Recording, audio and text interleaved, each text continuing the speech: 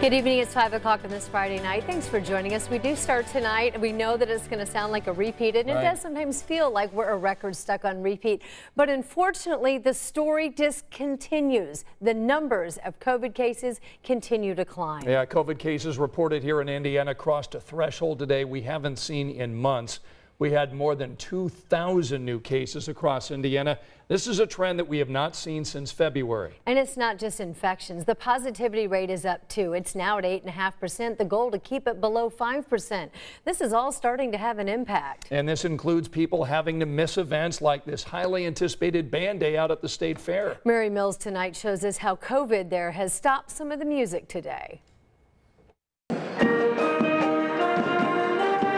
The State Fair Marching Band Competition back for the 74th year.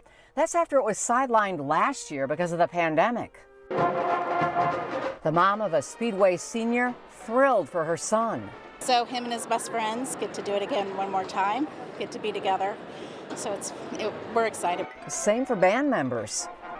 It was fun and much needed. It was nice to be able to come back and perform. But not all bands are back. The Anderson, Elwood, and Hagerstown bands all pulled out, having to quarantine after students were exposed to COVID. Surprising to some, not to others. No, you know, in today's world, you got to take it one day at a time. So you never know what tomorrow holds. So. As the competition marched, an Anderson band member shared this on a State Fair band Facebook page.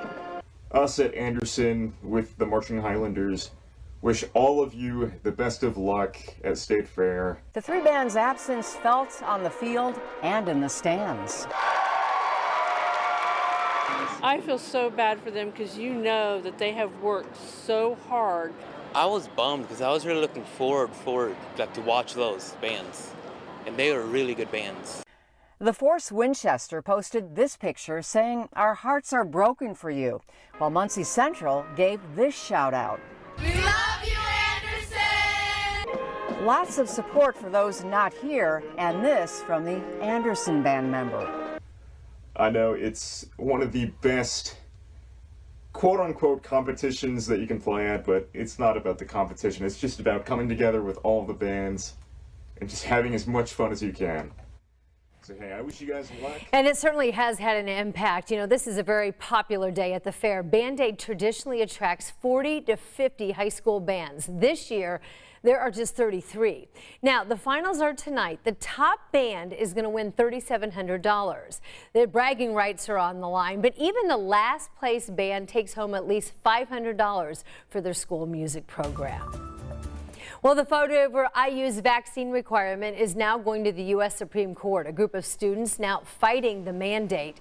A district court and a federal court of appeals denied the students already. Now their attorney has filed with the highest court to see if they can stop it. IU is requiring students to get vaccinated. IU is not requiring them to show proof of vaccination. Half of the United States is now fully vaccinated. It took about 9 months for us to reach this point.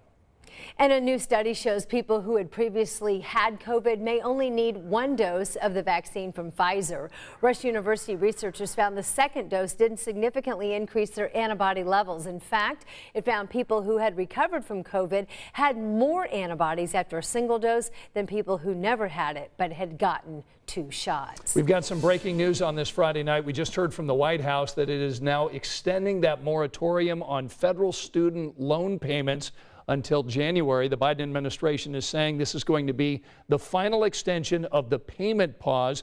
The moratorium began under President Donald Trump shortly after the COVID pandemic began in March of last year.